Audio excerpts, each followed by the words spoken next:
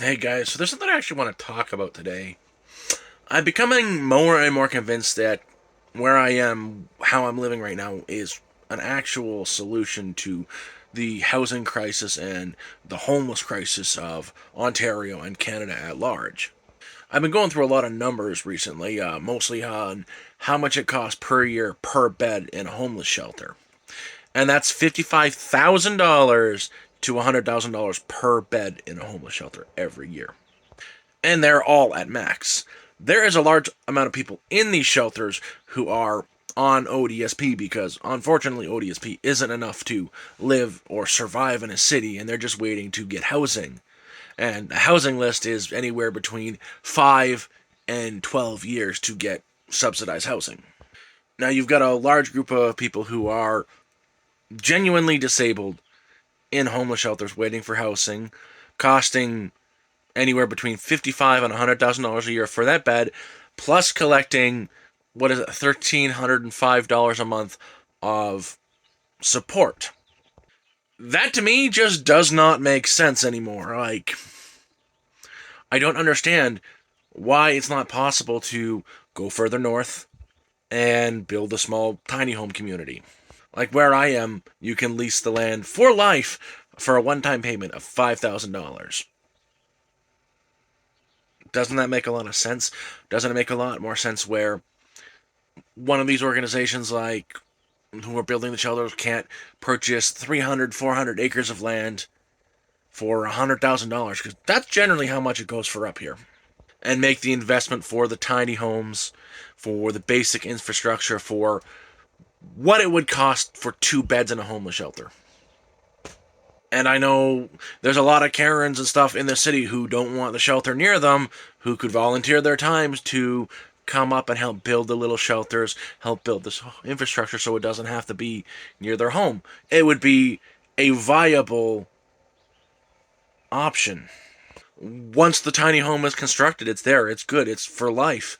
All you have to worry about are the little things like power, which they can be on grid because there are gridded power. There's power grid all over the place, and each individual person would have to pay maybe $200 a month for their power.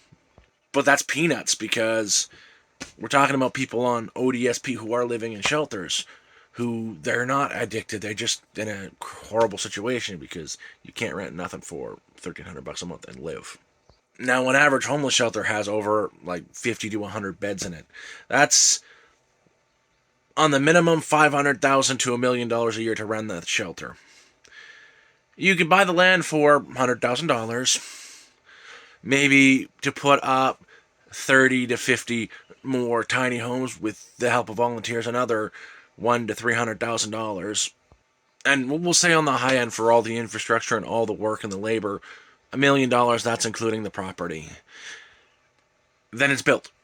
You could even hire a full time support worker for the area for just the community, give them $100,000 a year. But after that, like that would be the only major cost is that person to help the community, help the people out. But imagine that an area like this for people who are on ODSP, who are living in the shelters, to have a permanent place to be forever for a minimal investment of $100,000 to eliminate 50 to 100 beds in a homeless shelter. So between 500,000 and $1 million every year. Once it's built, that cost is gone.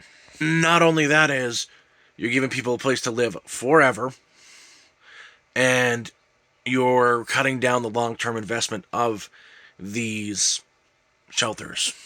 You can go even further into it, and once they do finally get a home, the subsidized housing, that is another 50 to $100,000 a year per person. So yeah, kind of that's just a thought experiment. I don't understand why there couldn't, why nobody is working on a project like that. Why the government can't pull their heads out of their behinds to get a small, tiny home community up north built with 100 tiny homes on it. You don't even need that much land. You don't need hundreds of acres. You need 60 acres. 100 homes side by side. And with that, it's very minimal support. Maybe once a week you schedule a bus to go to town or something like that. There are so many better ways to organize, to do the system than what is already there. A smart man once said to me is, we don't have a social assistance system. We've got a patchwork of programs stitched together into a Frankenstein monster. If we did some cohesion and work with it, I think a lifestyle like this would work for disabled people, for people who need it.